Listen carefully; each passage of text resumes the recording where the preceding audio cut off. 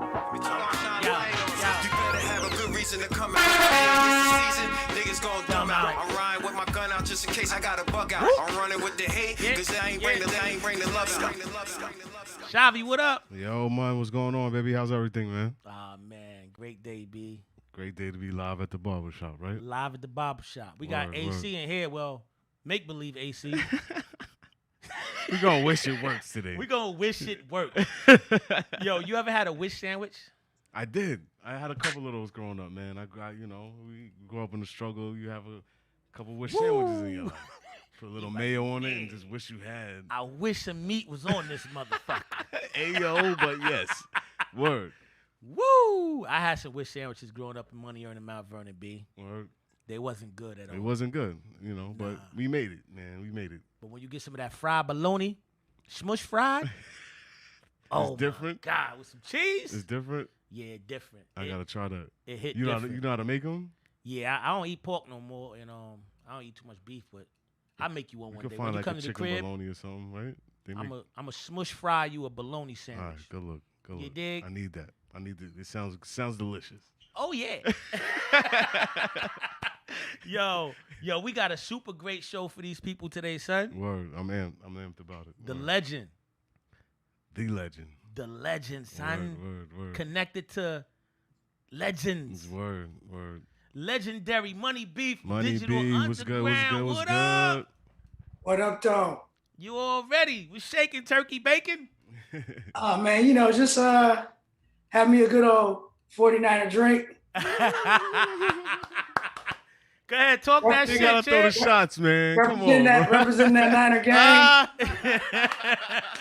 He's committed for real. Talk Just that in shit, case Chad. He's committed for real. I Talk figured that I'd hit shit. y'all with that real quick just to get things started. Oh, man. yeah. Jeez, man. Yo, it's Money. gonna be a rough one. I can see it already. Yo, Money. He already like itching in here. Yeah, take that. Oh man. He said, "Take that." Yo, let's jump into how'd you get your start in hip hop, B? Really, what's crazy is I've just had a love for it since I first heard it, and it's crazy because a lot of people know that I'm from Oakland, California. That's where I grew up, but I'm originally from Philadelphia. That's where I was born, and that's where most of my family's from, Philly. And growing up, I would always spend my summers in Philly and New Jersey. So, just hanging out with my older cousins, they'd be at the little park jams and whatnot when I was just a real young kid, and I just fell in love with it. You know what I mean? Uh-huh. Yo, coming up and where you came from and going back and forth to Philly, like what age group were you in when you just say, you know what? I'm not coming back and forth no more. Cause everybody get that way. They be like, nah, I don't want to do that no more. Well, you know what? Really, I think it first started for me probably in around 90, 95. Mm-hmm. That's when my grandmother passed. Okay. Right. And so that was when I would be in Philly, that would be home base. And so when that was gone, it's kind of like, all right, so now I'm gone and I'm it's different for me now because basically my grandmother's house was my home in Philadelphia, right? Uh-huh. So I always had a place to, I had my room and I could just go and then branch out and do what I want to do from there. Okay. When that kind of went away, then it was like, going back to see certain family for different family events. Uh-huh. And then as we get older, people kind of grow apart or family members pass away. And I just had this conversation with my man Kwame. Y'all remember Kwame, right? Kwame, what up? Yeah, we were having a conversation the other day, and he asked me, like, when was the last time I went to Philly? And I think about it, it was probably like 2 years ago. And it's just that I don't go that often because there's really not a lot of reason for me to go. Mm-hmm. The people that are of my age, and I had older cousins, they don't go out and do anything anymore. They're older. And then the younger ones, they don't know me. Okay. You feel me? Because they were just too young. Uh-huh. So it's like, unless it's really a family reunion or a special occasion, I don't get back to Philly that much, okay. Or as much as I think I would like to. What about them Philly cheesesteaks? Oh, I just had one. And what's crazy is my cousins out here from Oakland, actually just opened up a Philly's Best cheesesteak shop in Oakland, California. That's Dope. The fire. first one in Northern California. And I'm telling you, they set records for the first weekend of a new franchise for That's Philly's dope. Best. So congratulations to them. I'm proud of my cousins, and Black business. they have a Boy, Philly's that. Best out here in Southern California. I'm not sure if they got one in Long Island, but you should definitely check it out because that shit is smacking. It's good. Yo, money. You know what's crazy is that Yeah. we had Cassidy on here, so Okay. we was talking about the Philly cheesesteaks and all that, and then Shavi brought up like, yo, you know what's crazy is that anytime somebody move around, if you open up a Philly cheesesteak spot, you gotta be from Philly. You got to. If it's right, you got to know what you're doing with a cheesesteak, man. It's Well, here's the thing. it's always down to the That's the bread. truth, Always and down like- to the and bread. like, Like, you know, everybody in Philly can tell a real Philly cheesesteak, right? word up. But with Philly's Best, what's crazy is it's a franchise from people from Philly, right? Dope. And you know, when it's a franchise and you open it up, it's just like a McDonald's or Kentucky Fried. There's a specific recipe and it has to be done specifically with certain ingredients. So they got it down. So you could be from fucking India. If you got a Philly's Best, you got to make that You sandwich. gotta have them seasonings right. Word. Yeah. You gotta have it. You're gonna have it right. Word. So they kind of knock that out for you. So That's dope. it's almost like a turnkey situation. They Mhm. like, you season it like this, you use this meat. And really, anybody from Philly will tell you it's about the roll that you use. It's all That's about the a fact. roll. It's all about It's the all about the roll. bread. It's the bread and it's the cheese that really set it off for you. Yo, I dead ass. If I crave a cheesesteak and I really want a cheesesteak, I just hop in the car, take that 2-hour drive, 2.5 I hour did that a drive. few times. You know what I'm saying? It's worth the trip. Yeah, it's a good trip. Yeah, especially if It's you a know, trip, like word. make an adventure out of it. Yeah, exactly. You know, I mean, whenever I'm home, whenever, you know, when I go back to Philly, I definitely make sure I get my fill. Mm-hmm. You know. Yo, money. Quick story. I went to Cheyenne, Wyoming, right? Yeah. I jetted out there and I went to IHOP. You know what I'm saying? Hold up, you went to Wyoming? Wyoming, you know me, I be everywhere. I be everywhere. Wyoming? Yo, I go to IHOP, so I said, yo, y'all got turkey sausage? The girl said, what's that? Uh-oh. Yo, so then when I fly back, I fly to Philly. You know what I'm saying? Yeah. Everything's turkey. Everything is turkey. Word. It felt bugged out. I'm like, yo, she don't even know what this shit Word. is. That's crazy. Yeah, That's crazy. yeah. You know, Wyoming, that's like they Yeah, deers and Word. deers and everything else. You know what I pig mean? and cow, Pork, all everything. that. Yeah, that's cattle country. Yeah, so they eating that straight up meat off the farm. Word. They don't grow turkeys out there. They grow cows and big shit. Word, the big shit. Yo, let's jump into Raw Fusion. Sure. I know you was in that group. You know what I'm saying? Let's talk some good times with that and you know how y'all got started and all of that. Well, Raw Fusion was my original group with me, myself, DJ Fuse, and Mac Moan. Shout out Mac Moan, who's another member What of the up? group. But and we actually, our original name was MGM, like the movie studio. It stood for Money B, DJ Goldfinger. That was Fuse's original name, and then Mac Moan, of course, MGM. Okay. And we were doing talent shows and trying to get on as Raw Fusion. We changed the name, of course, because we didn't want no problems with MGM, Yeah. You know they production. coming. The big company, yeah. Yeah, the company. So, you know, by suggestion, we changed the name. But Raw Fusion, we was moving and shaking, trying to get it done in the Bay Area around the same time as Shock G and Shot Master J was trying to jump digital off. Mm-hmm. And Digital Underground needed a DJ. Okay. You know, and they wanted DJ Fuse, and Fuse at the time was noted as probably being one of the top DJs in the Bay, if not the top DJ, right? They wanted him, and long story short, you know, we was a package deal. You feel me? If you was gonna fool with Fuse, you got to fool with me. Yeah. And, you know, and myself, you know, Moan was my best friend, so it was kind of like we a crew. So starting out, we would do our set, and then when digital would come on, Fuse would DJ for them, and me and Moan would be the dancers, basically, for a shot. This is before Humpty Dance and Do What You Like. This is like they had Underwater Rhymes. Okay. And that just goes to show like all of these groups like Raw Fusion, Tupac, Saphir, Mystic, all of the cats that came through digital. It was already a plan for us to come in, help the group out, and then move on and get our thing. That was like the trade-off. He's like, come help me get this thing going. And when we can, you guys will get a deal and I'll co-sign it and blah, blah, blah. And one of the things that Shock did for us, it helped him and it helped us, is that Shock was the only one that signed to Tommy Boy as Digital Underground. So we were all free to come and go as we please, right? So we come in and we, Digital Underground was really like this huge production crew. You had Raw Fusion and Shock G and Pee Wee and Gold Money, Gold Money, who was Pee Wee and Big Money Otis. Pee Wee later went on to do a lot of production for Too Short and the Dangerous Crew. Okay. All of us kind of worked together to build this thing, but we all had intentions to go move on and do our solo or our separate thing, the thing that we initially wanted to do. And so by us not signing the Tommy Boy, we could sign other deals.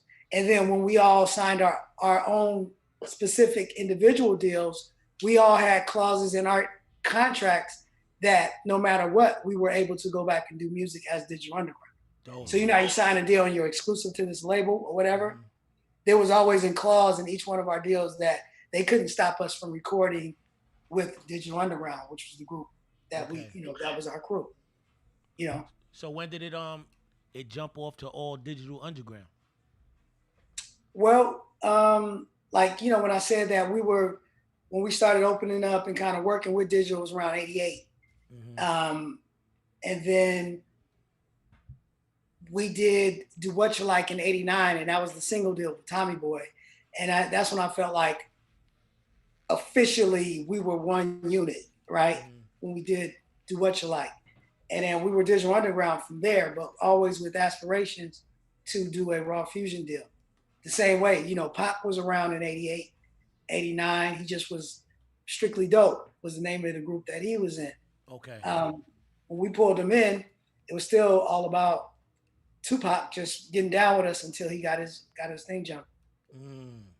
Yo, you said that Shavi over there smiling as soon as you said Pac. You know what I'm saying? That's like my favorite Pac dude. Pac is my guy. Yeah, Pac is my dude. Word. So one thing that I always laugh at, and you guys can laugh at too when you hear it moving forward, is people say, didn't you used to be in Tupac, or Tupac used to be in Digital Underground, or didn't you used to be in Digital Underground? They're like, nobody in Digital Underground ever got fired or left the group. Although we went on to do other things, we all remained members of Digital Underground. Yeah. So nobody used to be a member. We all you still are. It's still are. We all remain, although we went on to other successes and other ventures. We remain a part of Digital Underground. We only grew, right? The crew grew. We never kicked anybody out or anybody got ostracized or whatever. Only way that it happens is if a few of us have passed on. But even then, I still consider Kenny K, who was original member of Digital with Shock before he even came to Cali in Tampa. He passed away shortly after we started kicking these things off. And of course, we all know what happened with Pop. But both of them we still consider them members, Yo, what's crazy is that when Shock D did the Humpty joint. Word. I know you was on deck, you know what I'm saying, with that. When he threw that nose on, what was your first reaction when he started messing around? I know he had to play with it to fuck with it. You know what I mean? Hey. Well, the first time that you guys ever seen Humpty Hump, and you can go back and look, is in the Do What You Like video. But when he appeared in that video, he didn't even have a name. We didn't have a name for the character. It was just something that he did, right? Okay. And when we were recording Sex Packets, there was a song that we wanted to be on the album that we couldn't get cleared. And we had to, at the very last minute, we had to record a few new songs. And Shock and Fuse, one night they was in the lab and they came up with the Humpty Dance. When I first heard the song on the 4-track, I knew we was out of there. I was like, oh. Instant hit. Off the And I- beat I alone, actually that still- beat is crazy. I still have the 4-track version of that song. That's dope. Oh, that's And crazy. That's dope. and it sounds as dope. It maybe even a little more because it was a little more raw and had a little the hi-hats cutting through because it was a 4-track, right? Yeah. That shit just sounds super hip hop. Because the break was cutting through a lot more, but the bass was still hitting you like that. But from all of us, when we heard that song, we was like, oh, we got one. And then he put the character to the song and ironically, the last thing that we came up with was the dance. We had the character. We had the How do we character. do this Humpty Dance And shit? Like, it was the night before we shot the video, and we didn't even have the dance. And Shock, along with my brother Cullen, who's in the Humpty Dance video with me, and Mac Moan, my partner from MGM, from Raw Fusion. My brother Cullen and Moan and Shock together, they kind of came up with the dance the night or a night or two before we shot the video for the song. That's fire. And it was inspired by there was a huge earthquake in 1989 in the Bay Area. Okay. So if you think about it, we're doing the Humpty Dance like we're trying to like, get hey, our balance and hold on. So it's kind of inspired by the earthquake. And we shot the video a few days after the earthquake, which was crazy in itself because we weren't sure that people were even going to show up for the video because the bridges were knocked down. You had to go around to the Golden Gate Bridge. And it was like, instead of a 20-minute or 30-minute drive, really a 20-minute drive across the bridge from Oakland to San Francisco, you had to either take the Golden Gate Bridge or I think the San Mateo Bridge, whatever it was an hour to get to where we needed to go. Yeah, that's crazy. Yeah, because the train was knocked out, so you couldn't catch the train over because it was underwater, right? So you had to catch a ferry. It was fucked up. That's crazy. How long was the process to figure out that dance? Was it like, Word. was niggas going crazy like, nah, that's not the one? I mean, it was all done within a night, right? Okay. So it was in my mom's apartment, and like I said, it was Moan, Shock, and my brother Cullen, and I just remember I was just checking in, like I was going back, probably fucking with the music, and just coming back in and seeing how they was doing with it. You know what I mean? And in the process of that evening, they came up with the dance, and then I just fell right in, learned it. Dope. Yo, I'm sitting there looking at one of them plaques on your wall. I see Pac. Word. What did you think the first time you met that dude? And how did you meet him? I met him when his group Strictly Dope auditioned for us. Okay. Pac had already auditioned for Shock by himself, but then we found out he had, there was a group, and so Adrian Gregory, who was our manager, who was going to sign them and manage them, said, "Hey, can you guys listen to these guys?" Right? And so we met over at Sleuth, who was my manager and Digital Underground's road manager. Him and Shock they were roommates at a house in West Oakland. Okay. On 39th and Market. And I remember just pulling up and they was out there and it was right in front of the crib, jumped out, met them, and they started bussing. And it was him and Ray Love who was in the group with him. I remember Ray Love, he was on the New Jersey Drive soundtrack. Yeah. All About My Money and all that shit. But anyway, they were a group. And I just remember hearing Tupac and Ray, and I was like, they cool. And I mean like rhyming equally talented. You know what I mean? It wasn't like Pac was like this better rapper than Ray or vice versa.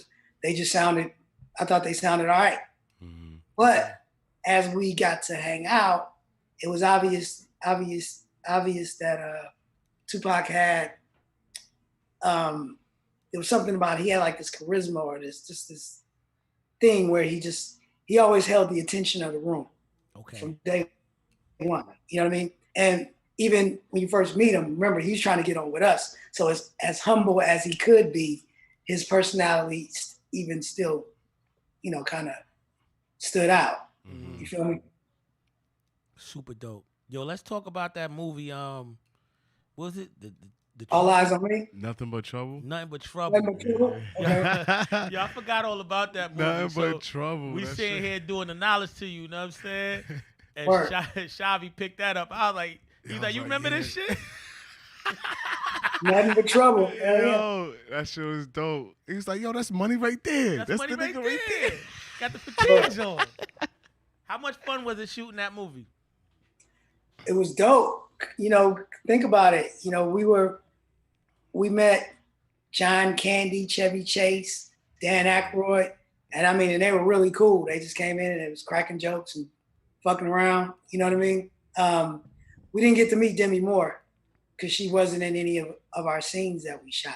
Okay. But basically, it was just hanging out on the movie set for 8 days, just kicking it, waiting to shoot our little 5-minute scenes that it ended up being. But we had a blast. It was dope. And we got paid. So, Yeah, that's fire. Official. That's fire.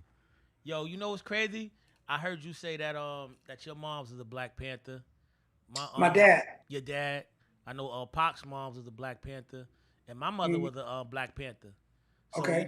coming up like that, you know what I'm saying?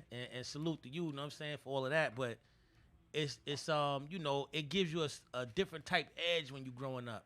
What kind of Well, edge did that give you?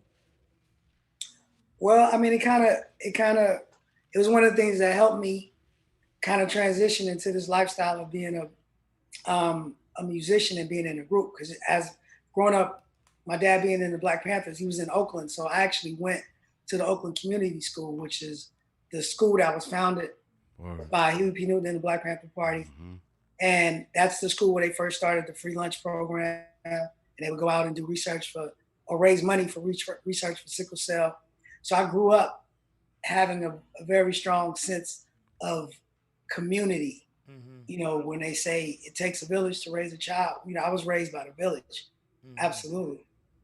So when I came up, and one thing, it was funny story is that, so I didn't know that the way I was being raised was different just because it was the only thing that I knew, It right? was a norm. Yeah, it was a norm. Yeah. So as a child at elementary age, we were taught about Malcolm X, Marcus Garvey, African heritage, and we knew who we were, right? So by the time I was 18, 19, 20, 88, 89 or whatever, that's when everybody was wearing like the African medallions and all That's that when it shit. was crazy. That's a fact. And Fight the power.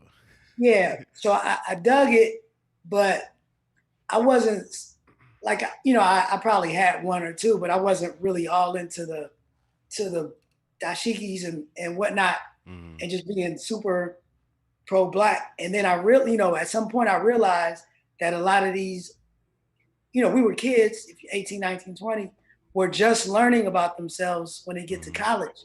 Yeah. And so they were, it was like new knowledge, and they were fresh very to them. proud Yeah, of you already had the knowledge since a kid. But I already had the knowledge, and I didn't realize that they Yeah. were just learning this and they didn't know it. Yeah, And I was like, oh shit, y'all just, all right, cool, I'm with it. You know what I mean? But yeah. I never felt like I had to overly be Black or overly show this or show that, because it's just, I thought naturally we all knew That's or what it all was. had this information. Yeah. And it wasn't until later I realized that, oh, people who went to regular public schools, elementary schools and junior high schools, they didn't learn it. You know what I mean? And that's crazy So- because, like, I was thinking about, like, as you describing your journey as a child going through that, I'm thinking about it as on the racist side. You know what I'm saying? Where someone is raised in that and they don't even know, like, you know what I'm saying? So, It's wrong. Yeah, 'cause I didn't know, you know I what didn't I'm know there saying? was a difference. So it's Yeah. like 'Cause sometimes you just, fuck So, racist. you but, know, like- That's a one of fact. one of my things that I, always say is that, because I was a child, right? And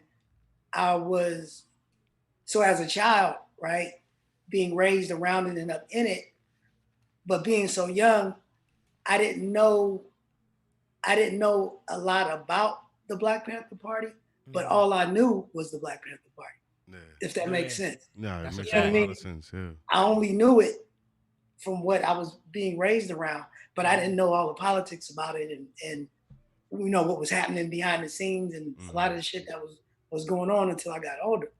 But because these people were just the people that were raising me. Erica Huggins, she was the director of the school.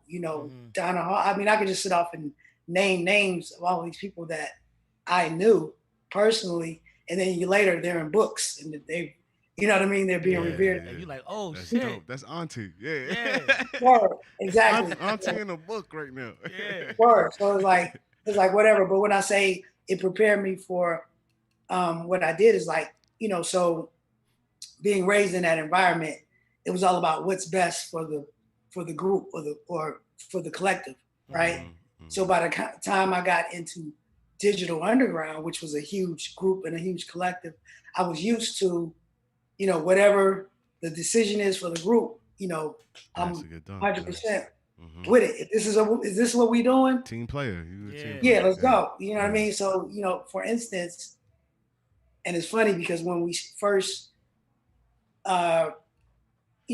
started this journey of Digital Underground, this is before Sex Packets. Shock. I remember having a meeting, and Shock was describing what we were gonna do, and he's like, when we're in public, we're gonna wear black, and we should always wear shades, and this is what we're gonna talk about. And here's the like we had a handbook about the shit we supposed to know. It's like this whole world that he created for us, and I was like, this is it. All right, let's go. You know what I mean? I didn't question it or whatever. I was just like, it's go time. Yeah. Crazy. Do it. But I'm with it. Let's go. If this what we all gonna do, then let's do it. Let's get it. Yeah. I was with it. Yo, what's super dope? Something I learned today. That your mom was in Brenda's Got a Baby. Yeah, she was Really? Brenda's. That's my real mother, who was Brenda's mom, and that's it just happened because the Hughes brothers directed that, and they were like, man, they're like, we need somebody, to play the mom somebody that talk a lot of shit and that could really scream at somebody and somebody and I was like, I know somebody. That's my mama. I know somebody directly. Yeah, I said, I think I know somebody. And she was she was a good sport enough to play the role. And she's not, that's not the only video. And go back and watch the video for No Nose Job, right? Oh, okay. And there's actually a stunt where this old lady in a wheelchair and she gets pushed, off the bus, and then she crashes into some shit. That's my mom too, right? But they put makeup on her to make her look older and shit. But that's my mom, and my dad is actually in that video as well. He jumps on the that's dope. he jumps on the bus that we're on. My dad is in the Humpty Dance video too. Super Fire. dope. Everybody getting money. Fuck that. Super dope. How did they enjoy that shit? That whole experience? Oh, my dad, he loved it. He was along for the whole ride. I know he was. He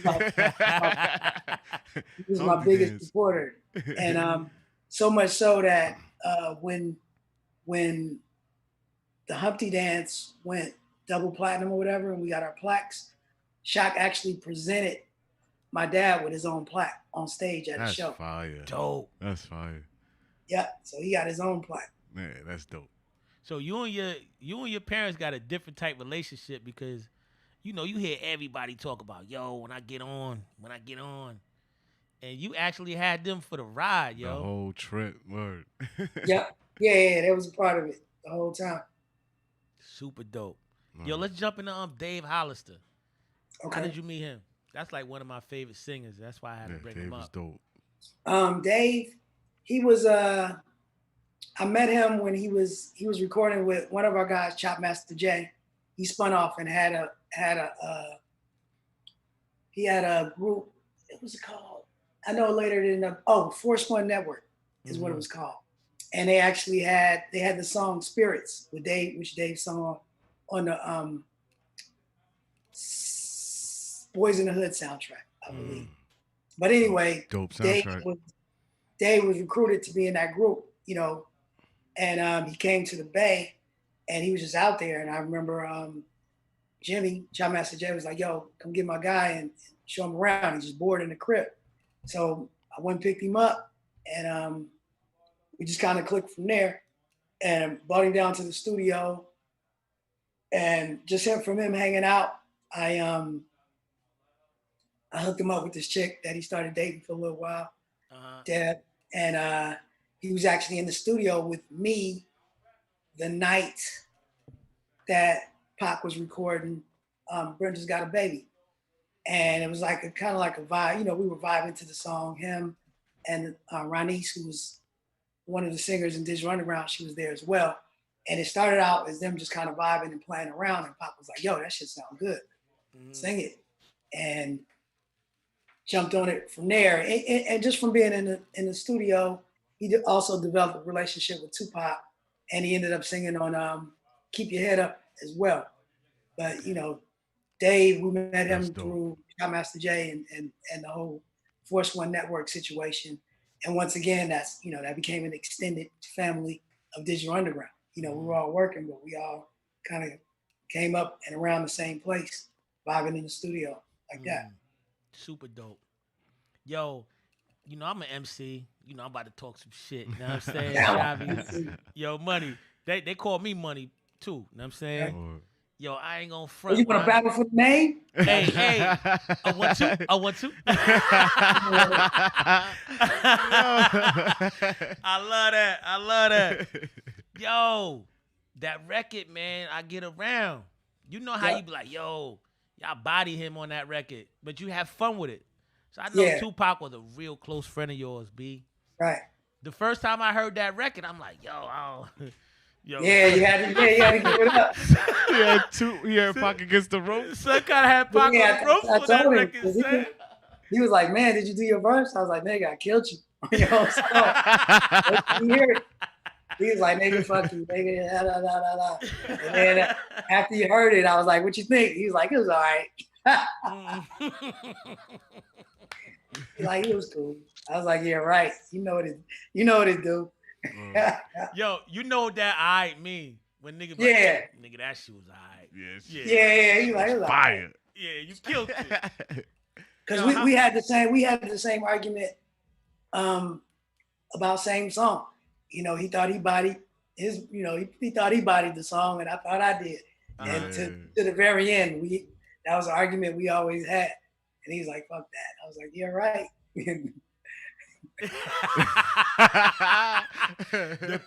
the people gonna say what they say. When you, people gonna say what they say. Shit, you ain't gonna ever push me off that ledge. Shit, I know motherfuckers was like, yo, son, you killed that shit. I know everybody was saying that. Y'all was in the studio. Everybody got their favorite, right? So were y'all in the studio together? Y'all was in the studio together, of course, when y'all made that, right? What, same song? Yeah. Yeah, but we weren't in the studio together for I Get Around. He had already moved to Southern California, so he sent the tapes up for me and Shock. Oh, okay. So we weren't in that session together, but Shock and Tupac were in the mixing session, I believe. Like Shock was there to record all of us. Okay. But when I did my verse, it was just me and Shock. Yeah, dope. How much fun was it working with Tupac? It was fun. Like, people don't know, when we were in the room together, you only could keep a straight face for like the first 5 or 10 minutes. We was just always cracking on each other, telling jokes, talking about each other's mamas, talking about each other's rhymes, how whack we was, and why you do this, and you ain't got no da-da-da, and look at your shoe. We was just cracking on each other nonstop. Good vibes, loosen the straight energy up in the room. Yeah, we was kids. We was just bugging out all the time. That's dope.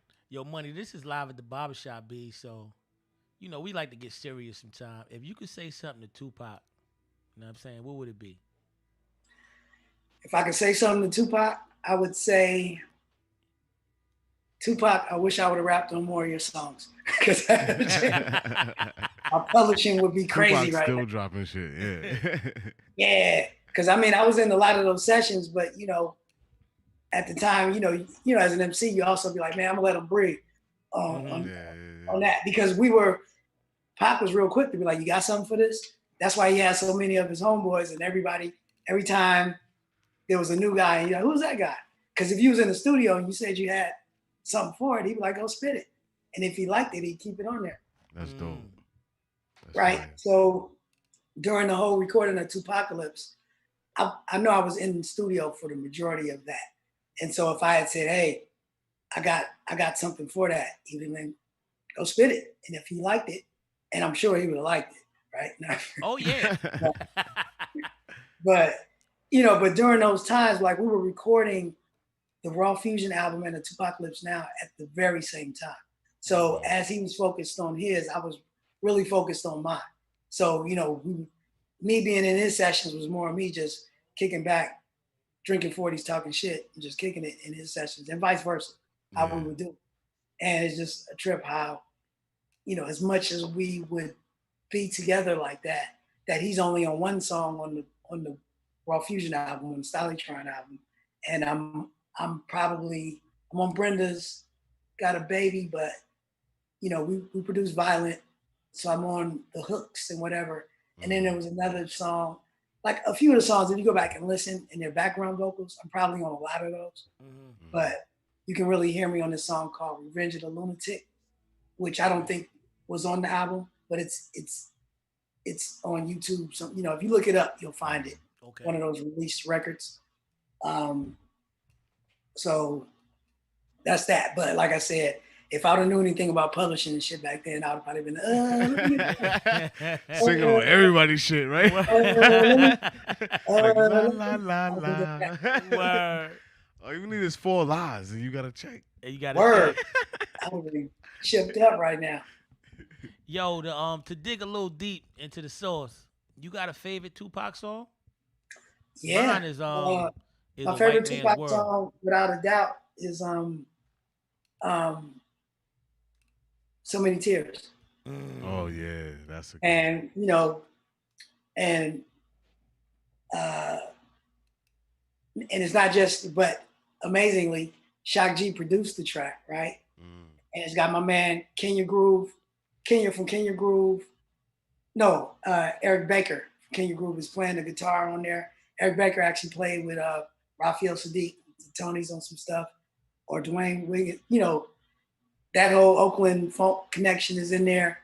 But him and Shock used to work together. So the production is crazy on it. It's got the Stevie Wonder sample in it from That Girl, which was a song that I always loved. And just when I listened to that song, I could really tell, I could hear in his vocals, because I knew what he was going through at the time that he recorded it. It sounded really raw, and I could really hear the emotion coming through in that song as much as I've heard in any song, knowing what's going on in his life at the time, right? So that's like my favorite joint. And the track is crazy. Stupid. Yo, we like to play a little game on Live at the Barbershop. You know what I'm saying? Do it. We close your eyes real quick, and then I need you to just think about the first thing that come to your head. Let me know. Are you ready? That nigga said, I came with some hard dick, and I left with some house keys. Oh, yeah. Everybody can relate to that, can't they? We all been there. We all been there. Yo, pimping ain't easy. Yo, how'd you come up with that shit, son? You had to do it. Pimping ain't easy. Yeah, I mean, I'm telling you, He that's said, yeah. that comes from real life experiences. You gotta make it count sometimes. You gotta you got a one take Jake, don't know stuff. You don't get a second chance sometimes. I came with hard dick and I left with house keys. I said, well, goddamn. That's some real pimp shit right there. That's pimping. Word. That's Bay Area shit. Papa some was survival. a Rolling Stone. That's survival right there. That ain't pimping. Yeah. I didn't want nothing I didn't deserve. This shit ain't I had free. to work for that. Shit is not free. Yeah. Yo, who produced that Drink a Lot? That shit fire. That song? Yeah. It's crazy that you asked me that.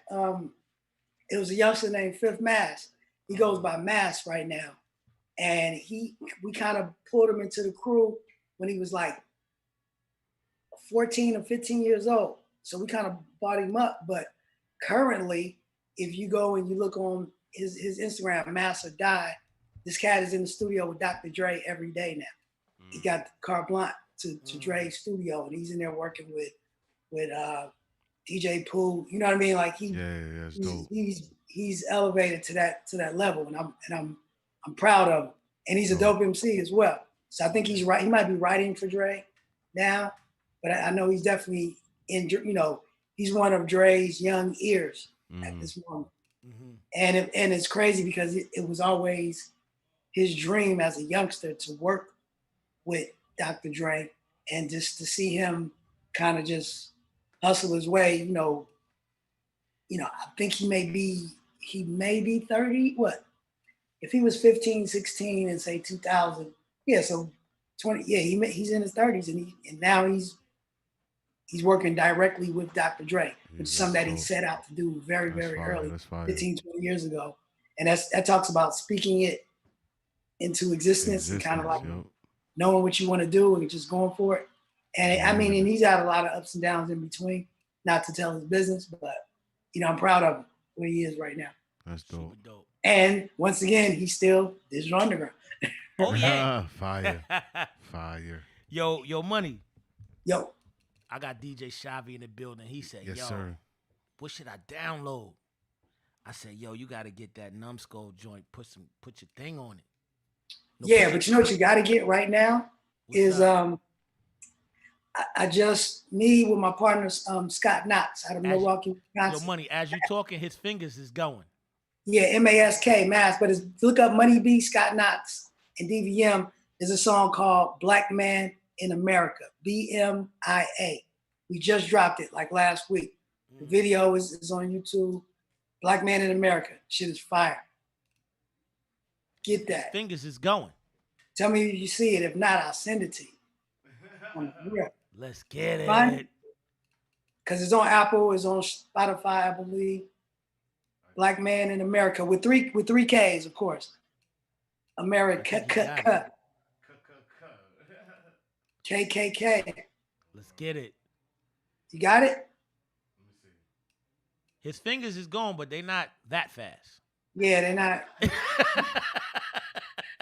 Might need to take a class after this. Right? Yeah. I'm a little slow. Get it together. Yo, Money, to press rewind real quick. How much fun was it to shoot that goddamn video to with Numbskull? Y'all had some fire in there. Which one? Put your thing on me. Oh shoot. That was off my that was a single off of my solo album, the Money B album called Talking Dirty in 2000. And that actually featured that song you guys were just talking about. Talking Dirty After Dark, came with a hard dick, left with a house key. Yeah. That's all on the same album.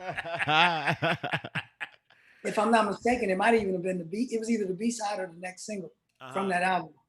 But Nummies, that's my brother. Once again, another extension of DU family, and he's crazy, like literally. I would say like me and Numbskull, our relationship is as close to what me and Tupac's relationship was than anybody that I ever met, since then. Just our relationship, the way I interact with Nummy is almost identical to the way I interact with Pop. You feel me? Just always clowning and just, we talk a lot of shit to each other, get in the fights, everything else. But at the end of the day, real brother we're looking out. Yeah, you know what I mean? Yo, we got DJ Shavi in the building. You got something to ask Mr. Money B? I always do the memorable. Word. So what's your most memorable time in hip hop during your career? Probably just the touring, like the Public Enemy tour. At Big Daddy Kane, he took us out for the first time. It was us, MC Light, Latifah, Third Base, and then depending on what part of the country, Chill Rob G jumped on there, some shows, and it was just wild, right? And then to the Public Enemy tour right after that. We did 2 Public Enemy tours and 2 Kane tours. And then when we was on with Kane, that was when he would bring out Jay-Z and Paz K to just rhyme while he would do the outfit changes. Yeah. Then on Public Enemy, Public Enemy with Heavy D and Kid and Play, and bro, it was just 2 Live Crew. That's a lot of that's a Ghetto lot. Boys, Ice Cube. Big It was a names. lot. Man. It was at that time we all when we were on the road, we were like a family because we had to look out for each other. Because we were out and like you said, we were in Wyoming. But they didn't It's see a lot of different us all out the there. time. It's So different we had to take care of each other and kind of look out and just and we also we wanted to further the culture, right? Hip hop wasn't as big back then, so we were the gatekeepers. We held the key to the culture advancing. So we all wanted each other to do well, and it showed. How we move. Do you guys reach out to each other? Like barbecues and shit like that. You know what I'm saying? Absolutely. Like I said, I was just speaking to Kwame, who was on the Public Enemy tour, by text earlier today. I actually have my own show, which is called the Going Way Back Show. And the tagline is classic hip hop, raw and uncut, where I do the same thing. I interview classic artists. And most of these artists that I interview, and my show is every Thursday night, 4 p.m. Pacific, 7 p.m. on the East Coast. So you can see it tomorrow night on my IG Live. Soon to be moving, soon to be moved to my YouTube live streaming exclusively, but right now it's on IG Live where I do it. And tomorrow night I got MCJB from JJ Fad, and that's the homegirl. You know what I mean? I had Kane the other day. We talking about the whole tours. I had Diamond D from Digging in the Crates. That's my guy. We just came on. Who was my guest last week? Damn it. I can't even remember. But you know what I mean? Just every week is people that I move around with, or that we actually have a history, and we just shoot the shit. You know what I mean? So it's a lot of what we're doing now, but then there's a lot of, hey, you remember that time when we was blah blah blah? Yeah. Intimate stories about that time. You know what I mean? Because they all knew Pac too, and they got crazy Pac stories. So we just kind of shoot the shit and we let everybody in. So if you get a chance, man, check me out tomorrow. No, we're checking that out. Definitely. I'm looking at Kane join up tonight because Kane is my favorite rapper, son. Yeah, Kane is my top 3. Kane, Rakim, KRS, no particular order. Well, take the questions. Okay, Money. well, we might as well finish Money, it. We might as well just finish it out. Money, What's the other come two? on, man. What's the we other started two? it off, B. Yeah, top 5, dead or alive. Jump into it. So I got Kane and Rakim is my very top. Then just KRS because he's a beast. Nobody could on stage could handle him. Then it gets a little, then it's the next tier of my favorite. When I talk about top 5, I'm thinking of influential, meaning like when you were at the top of your game, you changed the game. Nobody was rhyming like Kane. Changed the world. Nobody was rhyming nobody was rhyming like Rakim. Like Rakim made me feel like because I had I couldn't go hip, I couldn't scream like that. He made me feel comfortable, right? And just the way his cadences and patterns, he changed the game. And like I said, in no particular order. So, I got to give it up to LL Cool J. He's the GOAT, That's right? a good one. People don't realize he made it cool to not only be a lyricist, but to kind of let your guard down, be like a sex symbol, be commercially ladies love Cool J. applicable. And he was an all-around package. You know what I mean? He gave it to you on stage and everything. Another MC that I don't think gets the props, and I want to start a petition is Melly Mel, because Melly Mel changed the game. Yeah. He's the father of your Big Daddy Kane. Like facts. Me and Kane talked about it. He was like, bro, Kane, Melly Mel was the guy to him. Melly Mel gave Kane the inspiration. So he's your favorite rapper's favorite rapper. You understand what I'm saying? That's right. And I just remember being young, and when Melly Mel was at the top, nobody sounded like Melly Mel. That's a fact. Changed it. And Kane even mentioned, he said him and Kumo D was like, yo, you can rap in your real voice? Because Melly Mel was the first one to just, he got off of that. Well, I'm a hip and a DJ, a Melly Mel, a baby. Before it was that.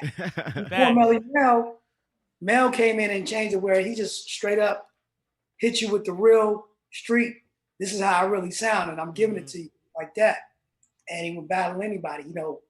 And so, you know, I was a youngster, but I just remember Mel at the top of his game. There was Melly Mel, and then there was nobody else, right? So, and I only say those names because, you know, what a lot of us we lose sight of, and it's not just music, and it's in sports. We feel like, especially with this younger generation, they feel like if they don't remember it, then it didn't exist or it didn't happen. Yeah, and they don't, they're lazy. I won't say lazy, but a lot of us won't do any kind of research or kind of like learn the history of where this shit came from. You know what I mean? Because, you know, and I won't argue if anybody wants to say, you know, because it's who your personal top 5 is. So for anybody who wants to say it's Tupac or Big or even Nas or whatever, it's like by the time they came, remember, I'm older than Nas and Big and Pop, we came up together. By the time I heard them developing their styles, I could immediately tell where they were getting their styles from. You know what I mean? As I was getting my style from Rakim or whatever, I saw Tupac develop from borrowing from Scarface and from, you know, whoever to develop his style, which is great. Same thing with Big. You know, Big, he didn't sound, I heard Big's demo. He didn't sound like the Big you heard on that Ready to Die album. That's he had to adjust and change his style. Wow. And, you know, and I will let everybody know he got some of it from Tupac. You know, Pop gave him some game and told him how to slow it down and relax. So with that being said, I will acknowledge everything that they did. And for the reasons that people want to say that they are the top 2 or top whatever, I agree in that aspect. But for me, you know, I have to acknowledge the ones that I came up and I seen kind of like set the bar for everything that we did after it. You know, those are the true pioneers for me. And those are the ones, like, without those guys I mentioned, there is no Tupac, there is no Big, there is no Nas, there is no Money B. You feel me? So I give respect where respect's due. And I think if a lot of people would just do a little history, they would maybe agree. And, you know, you'll still have your favorites, whoever your guy is. I mean, if we want to go on just impact, world impact, how could anybody be over Tupac? You know, just global impact of the game. You know, take rhyming out of it, but just take relevancy, right?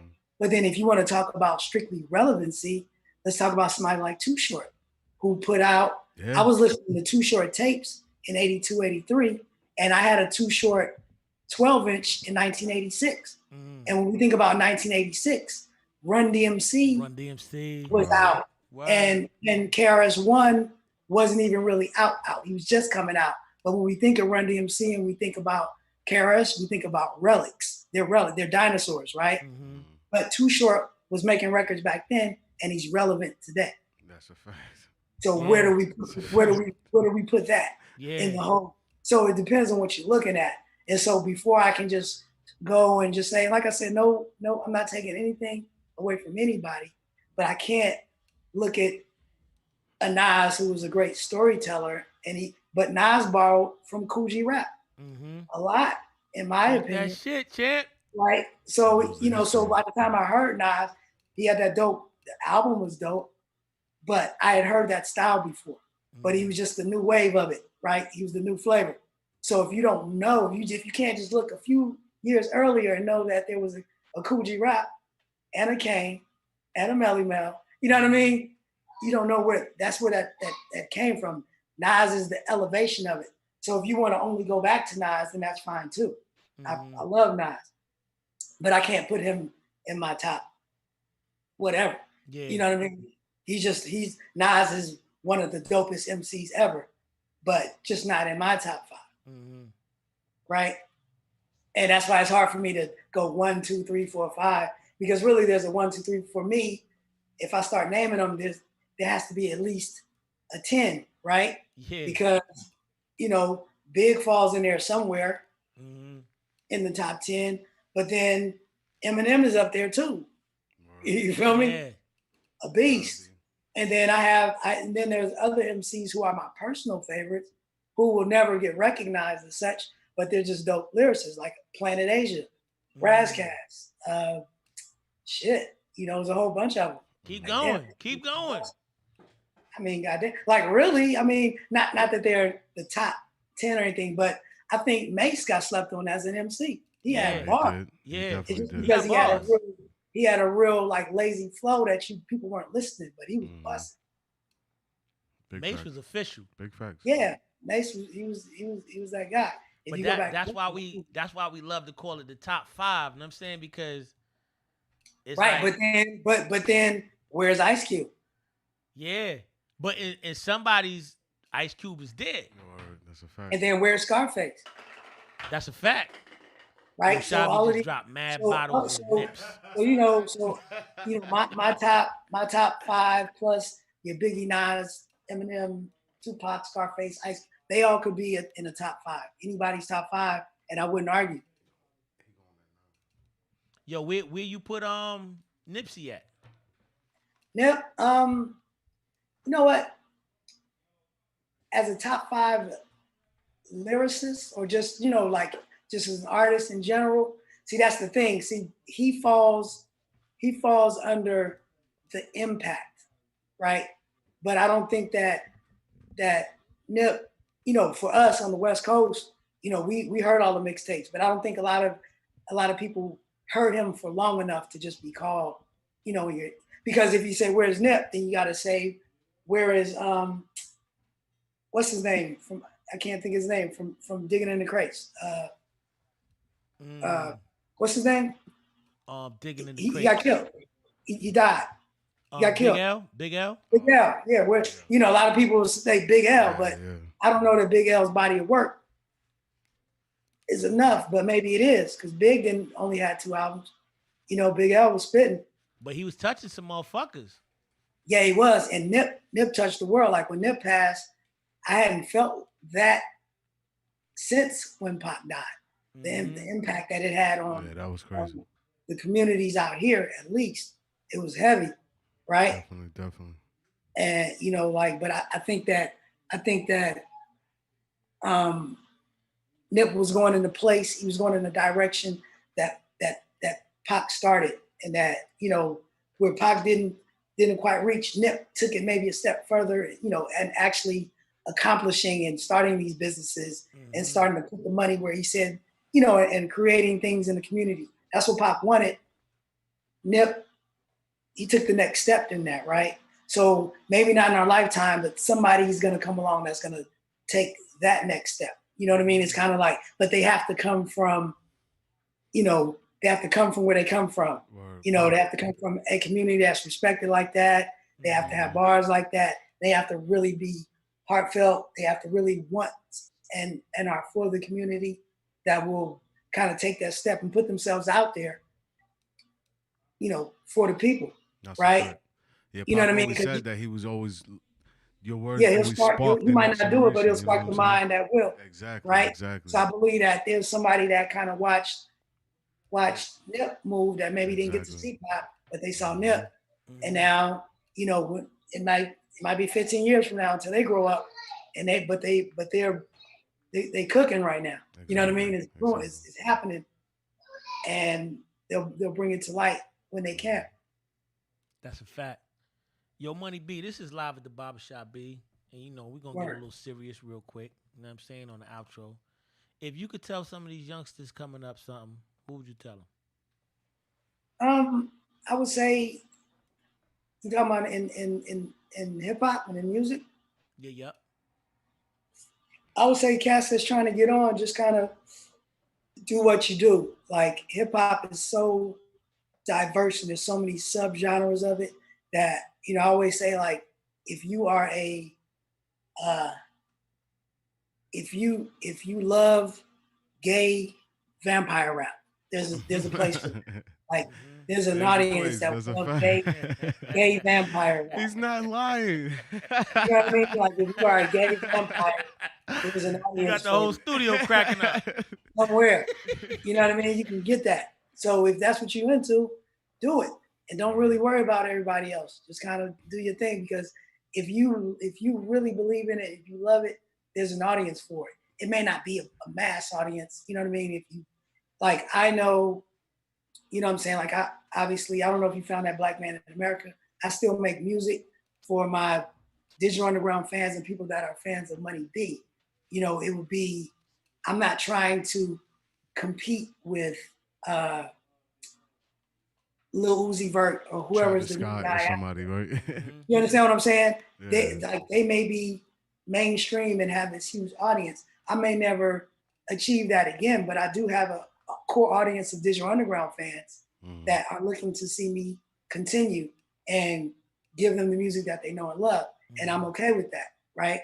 So you just have to be realistic with yourself, be happy with yourself, with what you're doing, and just stay committed and keep rocking. You understand what I'm saying? If it was easy, everybody would do it, right? That's a fact. That's a fact. And that's what's that. I would like to just be like, yo, thank you for your time, B, and thank you for the records you made, because to hear you sit here and talk, you know what I'm saying? Word. To talk is like I'm hearing the records. So yeah, it sounds just like means, I can't crank call nobody. Yeah, that means you are you. You know what I'm saying? And that gives like mad props to you. Yeah. You know, I can't be nobody but me. Dope. Ain't nobody. Yo, this is Live at the Barbershop, B. We brought y'all Money B. Yes, sir. Digital Underground, the legend himself, B. You Word. already So know what it is. I gotta tell everybody before we cut, like, Holla. you know, definitely check me out, the Going Way Back Show. You can follow me on Twitter and Instagram at MoneyB69, and make sure you support. I have two e-commerce websites. One is dumerch.com, where you can get your officially licensed Digital Underground I need merchandise. that. I need that. Drop that off. You know, I need I got that. drip, you know, the Digital Underground drip, if you want it, you know what I mean? That's dumerch.com, where you can get that. And then also have 9teeshiphop.com, which is spelled with a 9, TEES hiphop.com. And it's officially licensed merchandise from classic 90s hip hop artists. So I got cats like Bone Thugs and Harmony merchandise. Soon I have Kwame, Fat Boys, some Big Daddy Kane, Dougie Fresh, Cypress Hill. Dope. You know, if you want that merch, go to either one of those websites and check me out. You know, grab that new single, Black Man in America, if you haven't pulled it up. Yes, sir. I got that. Money B and Scott Knock. Money B and Young Hump. We got some new music coming. That's the newest member of Digital Underground, holding the Humpty Hump character slot down. Once the pandemic thing gets back in place, you know, we'll be back on the road representing Digital Underground in a theater near you. Oh yeah. I'll be there. You know, I'm just keeping it rocking. Oh yeah. You see, I'm doing a lot, right? Oh yeah. Get it, baby. This is Live at the Barbershop. I'm involved. I'm in a partner in a new streaming network called Vyre, VYRE, Vyre Network, or Vyre Streaming Network. Okay. Similar to your Netflix or Hulu. It's majority owned by us. It's Black owned, right? So it's majority owned by people of color. And you know, we coming. Just check it out. It's free. It's on all of your Roku's, your Fire Stick, your Google phone, your iPhone. You can download the app for free. Check that out. And watch movies and original programming on Vyre Network. And you guys involved with that. You know, I'm just trying to think of what else, man. I'm just, you know, I got an autobiography. Book is coming out soon, probably by the end of the year. Right after that, I'm gonna do my first children's book. Yes, I'm writing a children's book. Dope. Talk that shit. I'm just, man, you know, that's why I look young, man. I stay busy. Oh yeah. You know, I'll be celebrating my 51st birthday this year. That's Oh, what's up, gee. man. That's what's And up. my son turns, my youngest son, he turns 6 this Friday. So you know, I got Sheesh. to keep up. You know what I mean? You still working. How's the oldest? How old is the oldest? My oldest son he'll be 34 this year. Jeez. Yep. The And he's Humpty married. dance is Hey, do the Baby. My boy Yeah, man. been living. We just keep doing it, man. So follow your guy at Word. MoneyB69 on Twitter, IG, At or Money if you're on B. Facebook, you know, it's the Just Run Around fan page, or it's the Money B fan page, and just on YouTube, man, subscribe to the Going Way Back Show, GOIN, and let's get it. Let's You get it. already. Yo, Money. Over here, we like to say, if you build a tight foundation, your roof won't collapse. Bang. Look at Oh, me. yeah. Yo, we get a drop for Live at the Barbershop. Absolutely. We ready when you ready. What up? It's your man Money B from Digital Underground. And when I'm not drinking 40s with your grandmama, I'm chilling live at the barbershop. You feel me? You dig, yeah. Yo, let me get one more because it seemed like it glitched a tiny bit. All right.